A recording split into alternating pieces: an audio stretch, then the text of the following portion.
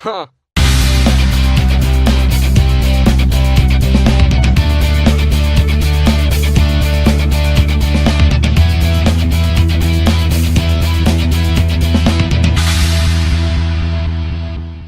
Hey guys, it's Dane at Jonah Guitars, and I got a brand new build series I'm going to start uploading.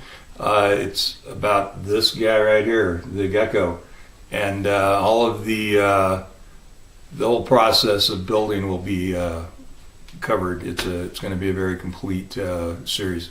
So I hope you join me, and we'll see you there. All right, so we're back in for just a sec.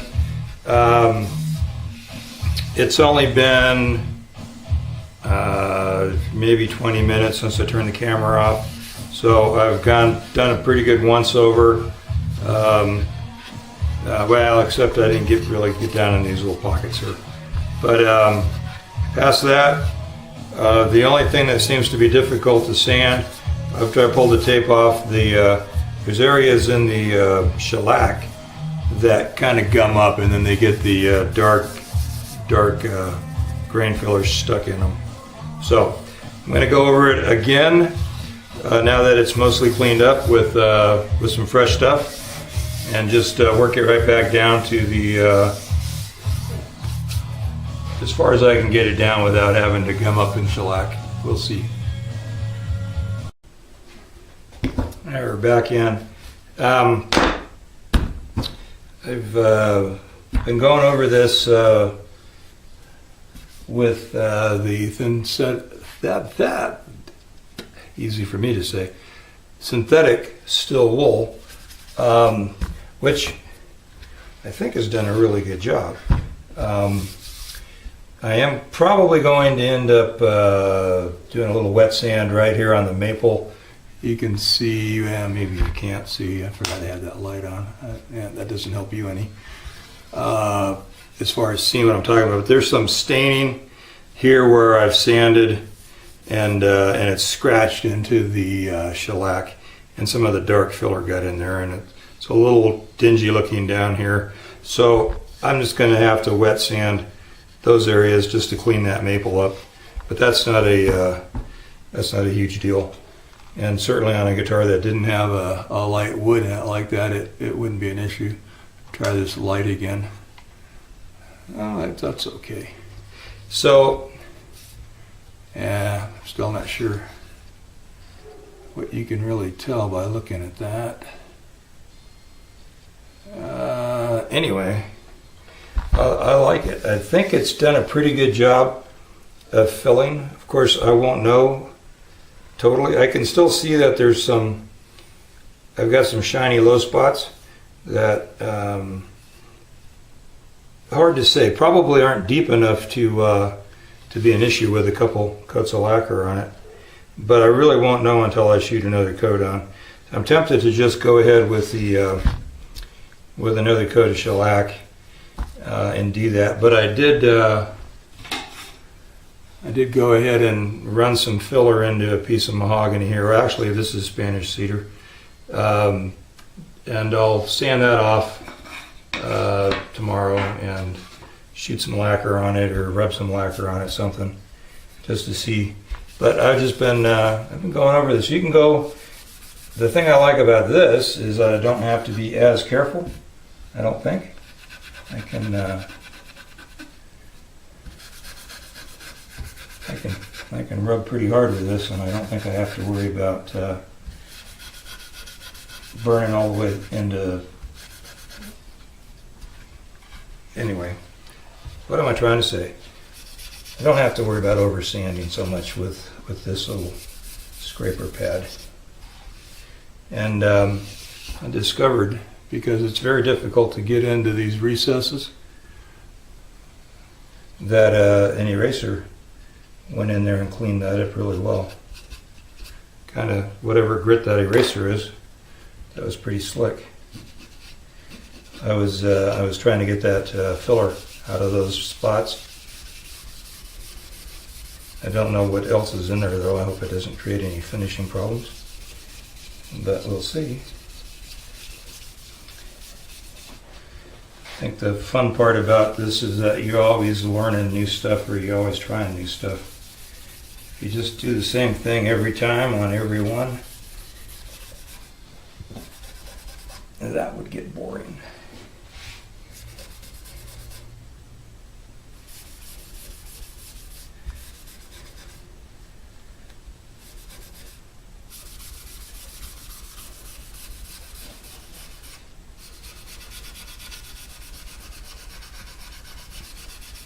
So, anyway, I think that I'm cleaned up really well here, and I think that it's definitely ready for the next coat or whatever. And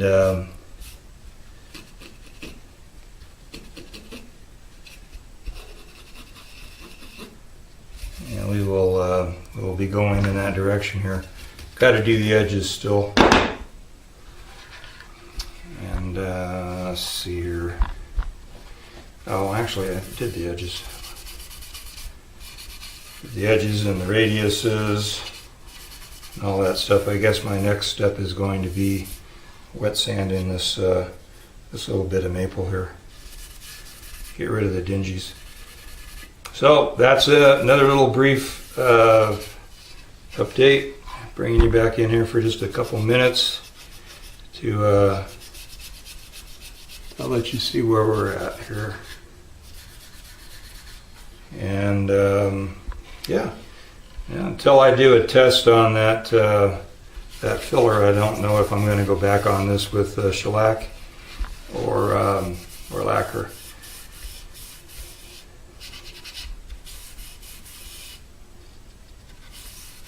So I will sure let you know how that turns out.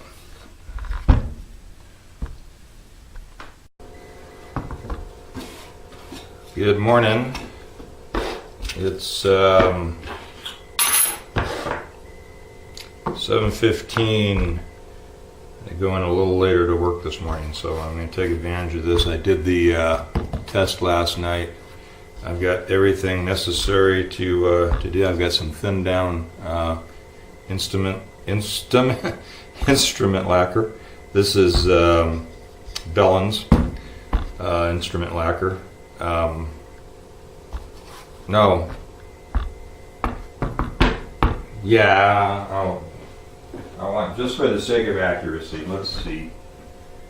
Yes. Bellin's instrument lacquer. I have coffee, much needed. This is my second cup.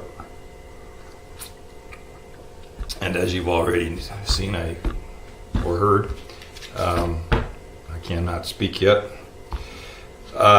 Since this isn't going to be actually finished, I'm just going to use a quick 220 and do a sand off on that.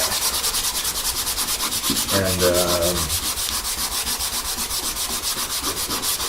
this was re-sawn for some reason, and so I just jammed it through the joiner once to get down to some clear, some flat. Doesn't load up on that paper too badly. And dust that off.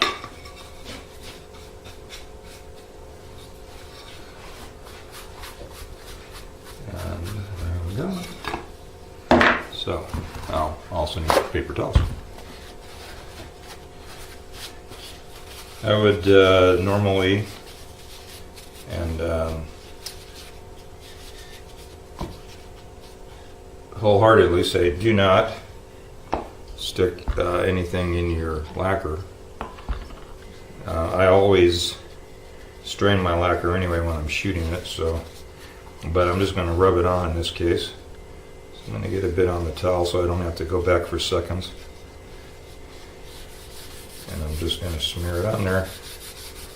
So this being thinned is especially good. Now I am getting some pull off on that because obviously I'm rubbing it. You won't get that when you spray. Now I just want to let it go and see if anything happens.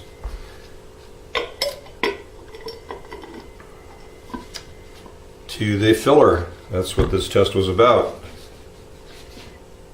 And I should throw that in the trash like that. I'll open this rag up, and although it dries so fast, it's probably not an issue like it is with oil base.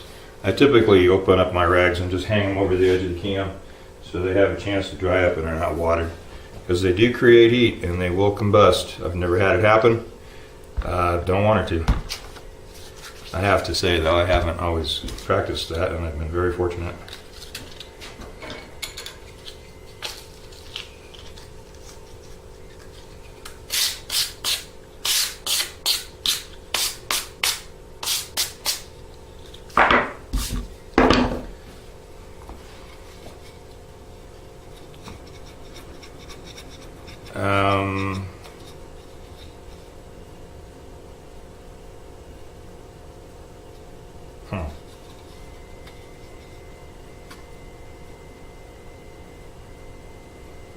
Trying to determine whether or not, if I had sprayed that on, if it would have been a heavier coat than what I just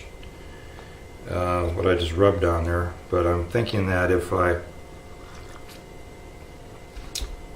go ahead with a coat of lacquer, it will be a pretty light coat to begin with, and it would be a pretty thin coat to begin. This is actually 1-to-1 from the can. Okay, well, I'm going to grab the hairdryer and dry this, and I'm not going to have the camera on while I do that, just to spare you that noise.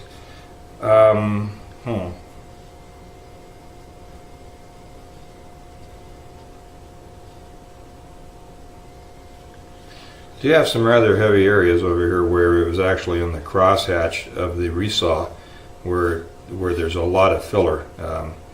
There is obviously filler down in the regular grain, but also in this crosshatch out here. So that's a good area for me to be able to check. But I'm going to go ahead and dry it, and I might reapply a second coat. All right, well, I dried it. Round two. I got my visor out and I checked it out very closely, and I'm not seeing any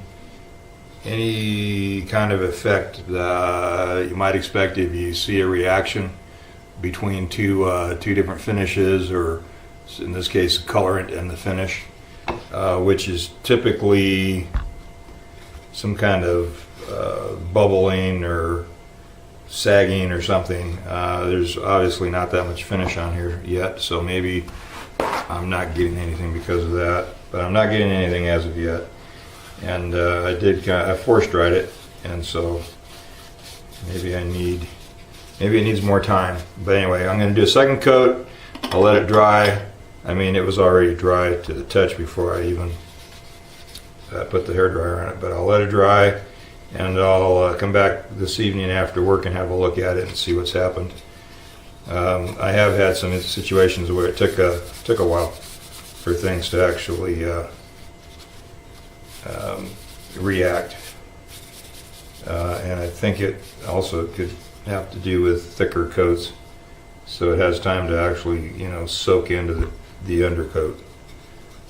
So I'm putting this coat on heavier, and I traded ends on my towel so that I wasn't dunking the same dirty in. Didn't double dip like your grandkids do. Okay, and your children for that matter. That's where they learn that stuff from. They learn it from their parents.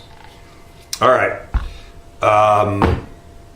that's it. We'll see what happens. I'll see you, 9 hours from now or so, or maybe later. I got a frosty cake tonight, so maybe later. Well, hey guys, I think when we last spoke here, I was trying to come up with a font that worked for me for my headstock inlay, and I went through a bunch. I ended up settling on the same font that I've been using all along, which is Mistral, and just just going to do the J, but I kind of felt like it was just kind of out here all by. I kind of cut one here, just a little piece of one, and it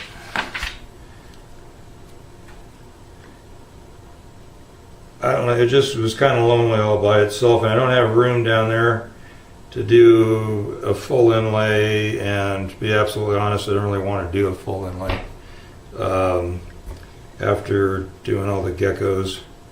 I decided to just go with my regular. This must look great the whole time I'm staring at my bald head.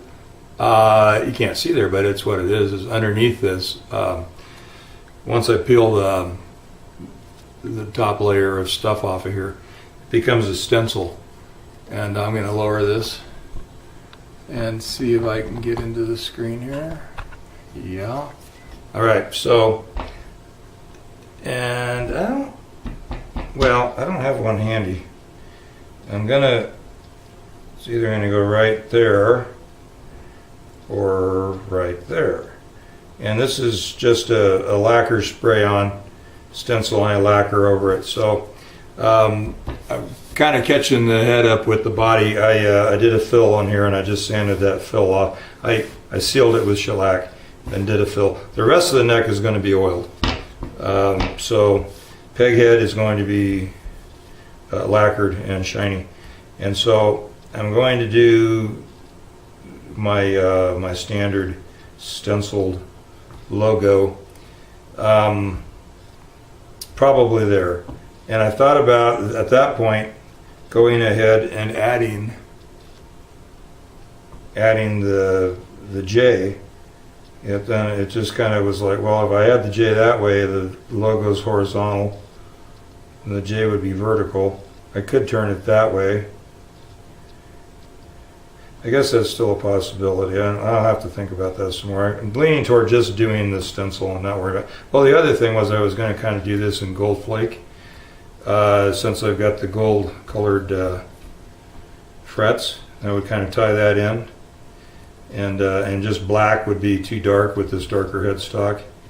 So I'm going to do a gold flake stenciled logo that will tie in nicely with those. Probably not going to do the abalone J. And I'm going to go start shooting lacquer on the body right now. I'm not going to try to film that. A couple of reasons. The compressor kicking in and out the whole time. Basically a one camera angle and not really being able to see what's going on.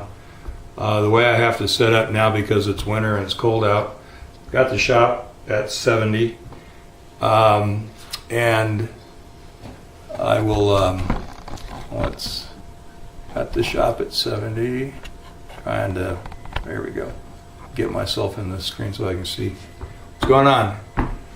70 degrees in here. Once I open the door and kick the fan on to exhaust this, it's going to bring the temperature down pretty rapidly.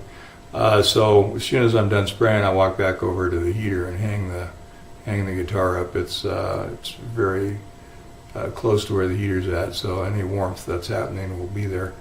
And I'll probably just keep checking back here, let you know what the progress is with that. Meanwhile, once I know that that's good and dry, because I actually just did this about a half an hour ago and it dried and I sanded it off, but I probably won't try shooting lacquer on it until it's had a chance to dry overnight.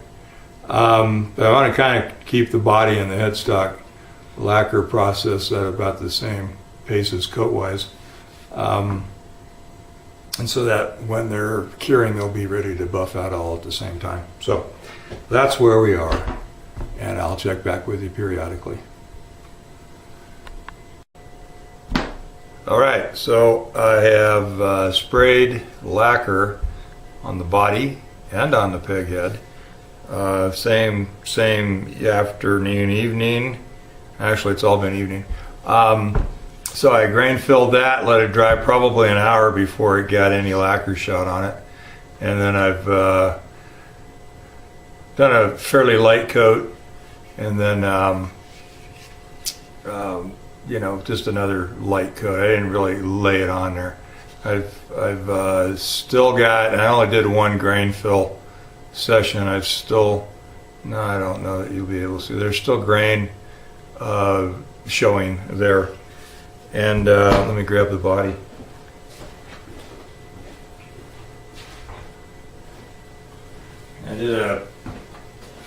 I did a couple of pretty good coats on the body. The front here, and whether or not you can tell that, probably not. If I get far enough in, yeah, you can see there's grain. You can see there's still grain showing there, a little right in front of that bridge pickup.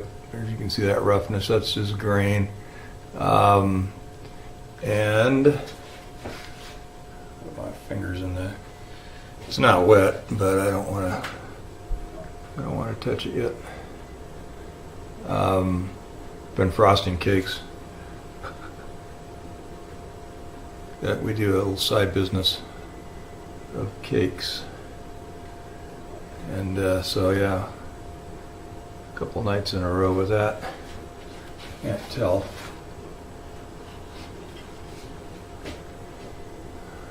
Well, let's see. Yeah, there. Anyway, take my word. I think it looks great, but it's still got some grain lines running through it. Oh, there you go. You can actually see it better just straight up like that.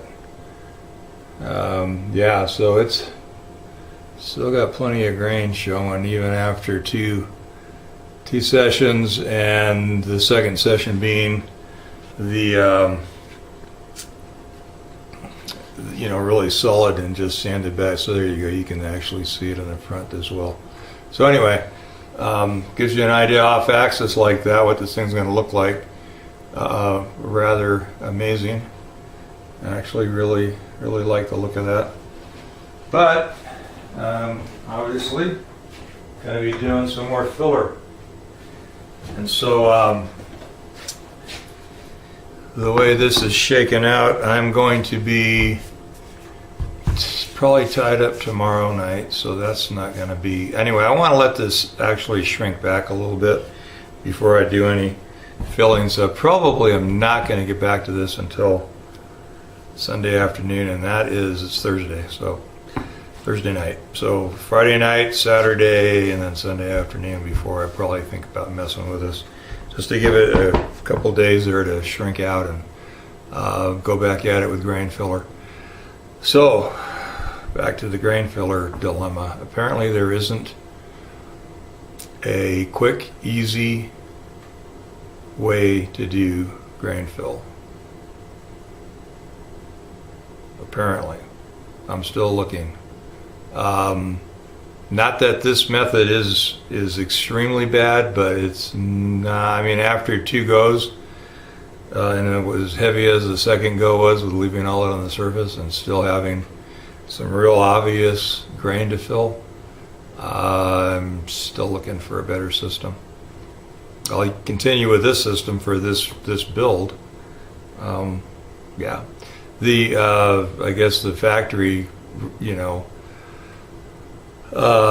way to fix that was just to shoot more finish, whether it's lacquer or whether it's some sort of poly, and that's probably why I've encountered so many instruments from years gone by with an 1/8 inch of finish on them, just because it was quicker, which equaled less labor to just lay on a gob of finish and then sand that smooth. I don't want to put that much finish on this instrument, for one thing, and for another thing, finish is not inexpensive at this point in time. It probably used to be a lot less so, relatively speaking. All things considered, time, labor, material costs, and all of that. But I don't. Maybe that old oil finish that Gibson used just did a better job filling. maybe I'm just not skilled at filling grain. It seems to be that I have problems with everything I try. So maybe it's me. I'll contemplate that for a while, and I'll let you know what I come up with. Here we go again. This should be a pretty brief little section, just showing you that I'm putting another coat. I haven't done that yet. Another coat of filler on the GECKO 9-string, and started just going like this, and got around to about here, and then I thought, oh, you know what, I'm going to add a little over here, and when I added some, it kind of rubbed it off. So I went across and rubbed a bunch off, just vertically, but actually, looking down, it looks like I just pulled it right out of the grain. I thinned this out some, hopefully to get it to just lay down in there, and I'm gonna figure this out. Like I mentioned last time, maybe it's technique, but I've been doing this for a lot of years, and I don't always, obviously, I've told you I don't use the same method. So, but had I found one along the way that I really liked, I probably would have stuck with it, because this seems to be the biggest problem in finishing is getting the grain fill to do the job in, say, a minimum or maximum of two fills. I mean, you know, if it could be done in 2 fills. I've seen guys using epoxy do, you know, 3 and 4 fills, and the sanding off on that is just incredibly painstaking, and I'm just thinking, it's got to be a better way. So anyway, I'm just trying to get this stuff to stay in the grain. And I went back over there before I finished over here, and now I've just got crap here. So yeah, that's what I'm doing. Oops. And so, rather than swirling, I'll just once again just go straight across. I tell you, I was real tempted to just try shooting a few more coats on this thing. A few more coats of lacquer and then sanding it back just to see if it leveled it out. But I've tried that at other times, and what happens a lot of times is you get so much lacquer dust packed down in the pores that even when you shoot the next coat of lacquer, you end up getting white spots stuck down in the pores because it doesn't melt all the old lacquer dust in, even blowing them out. So I've just been through all sorts of different things with this. I always end up with a nice finish, but I just wish there was a way to be sure it wasn't going to be quite this big a pain in the butt. Anyway, that's what I'm doing. Going back over it, filling it again. Do the same thing all over everything. Put another coat on the headstock, and see what happens.